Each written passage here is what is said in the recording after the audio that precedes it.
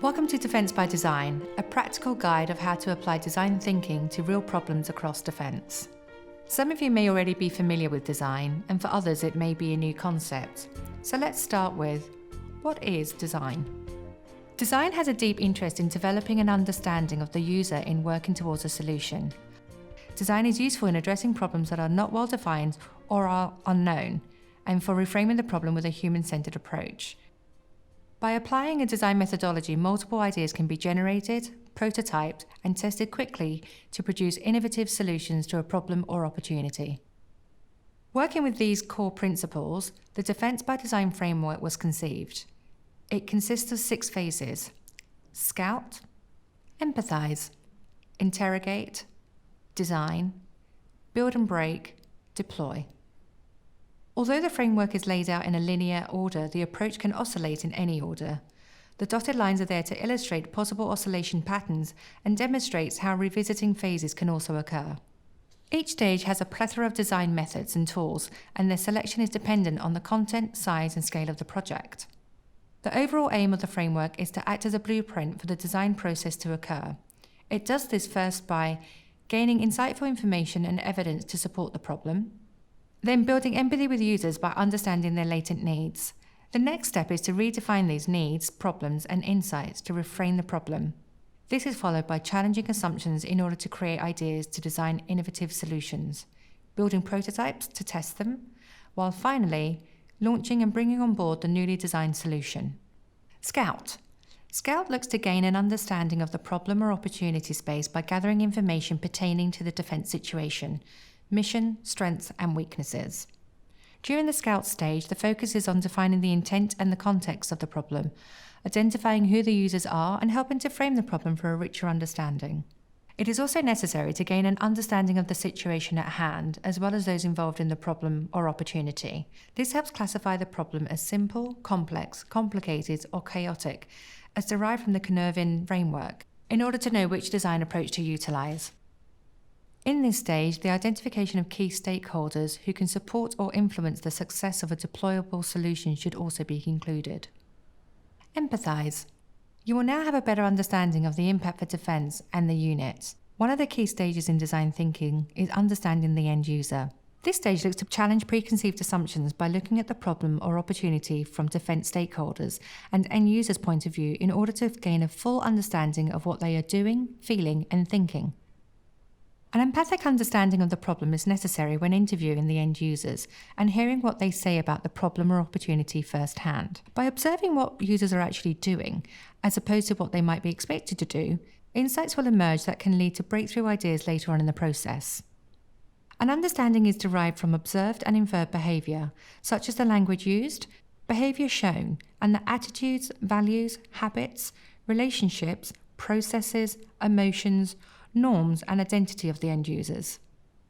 The purpose of this phase is to ensure the design solution addresses the real problem and not an assumption based on own experiences. The end user, the warfighter in this instance, is also an internal stakeholder who will usually come from within the organisation, as in many cases within defence. This is different to many typical problems where the user is often a customer and external to the organisation. Using this information, you can start building a better profile or persona of the end user. Map out what their daily tasks consist of, who they rely on or interact with, how this impacts their ability to do their job well, and what is the real problem you need to solve and design a solution for. Interrogate.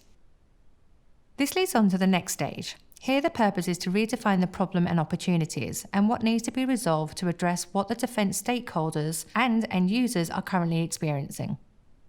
Information from the previous 2 phases, scout and empathize, are analysed and synthesised during this phase in order to define the core problems that have been identified within the process so far. During the interrogate phase, the problem should be defined and redefined as a problem statement with a human-centred focus. The purpose of reframing problems is to challenge and change one's point of view and to attempt to see the world from others' perspectives by asking questions that get to the problem's why. Design. The previous 3 phases have enabled an understanding of the end users and their needs to be developed upon, analysed, and synthesised to form a human-centred problem statement. The purpose of the design stage is to use creative thinking to generate the widest range of ideas that can be prototypes in later stages. This stage crucially signifies a move from understanding and defining end-user problems to coming up with solutions for their needs. To generate ideas for a solution, it's important to start thinking broadly. This step is not always easy because the default thinking to problem solving is to jump straight to a solution. In this phase, however, it is important to generate and explore ideas, make connections, and build on them to evolve them into a new idea. Users are encouraged to generate as many ideas as possible, and it must be stipulated there are no bad ideas. Indeed, the crazier the idea, the better. Quantity over quality is needed at this phase. The next step in this stage is to critically examine ideas and eliminate those that may not completely address the problem.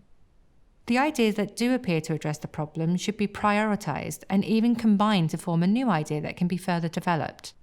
It is important to ensure all the points raised by the end user are included.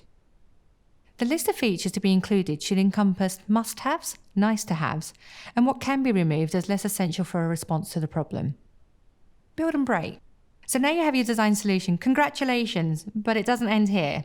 Now the design solutions are implemented with various prototypes. One by one, they are investigated and either accepted, improved, or re-examined, or rejected on the basis of the user's experiences. Prototypes can be created in both low fidelity, something that is simple and incomplete, and high fidelity, such as functional and highly resolved. This is an experimental phase, and the aim is to identify the best possible solution for each of the problems identified during the previous first 3 stages. It is done to gain user feedback and to test what works and what doesn't work in terms of the solutions that have been devised. The cycle is repeated and the design solution iterates and evolves until a deployable solution is ready to launch. By the end of this stage, an understanding of the design constraints from the end user or organization should be inherent in the design solution. Clarity is formed surrounding how users would behave, think, and feel when interacting with the end design solution. Deploy. Finally, this stage looks at inducting the solutions into defense.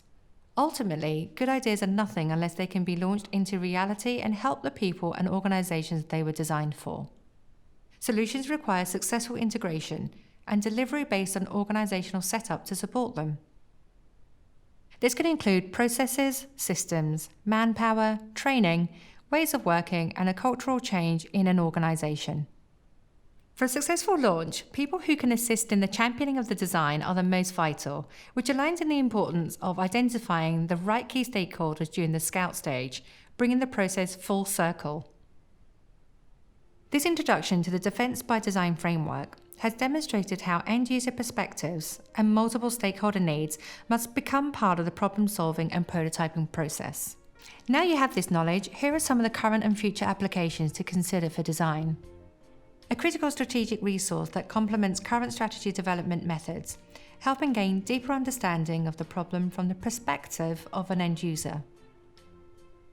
Rich solution spaces generated by transdisciplinary teams drawn from across rank, domain, and skill set. Optimize temporal delivery pathways by using new and novel design frameworks that tightly couple developers and end users together. Science and technology translator by delivering integrated capabilities drawn from the rich solution spaces aligned and applied to the warfighter problem. Dynamic operational assessment generating and reinforcing feedback loops that are proximal and responsive to the capability and its operational environment. We hope you can apply the Defense by Design framework to your future challenges. For more information on the framework, please do not hesitate to contact us. We look forward to hearing from you.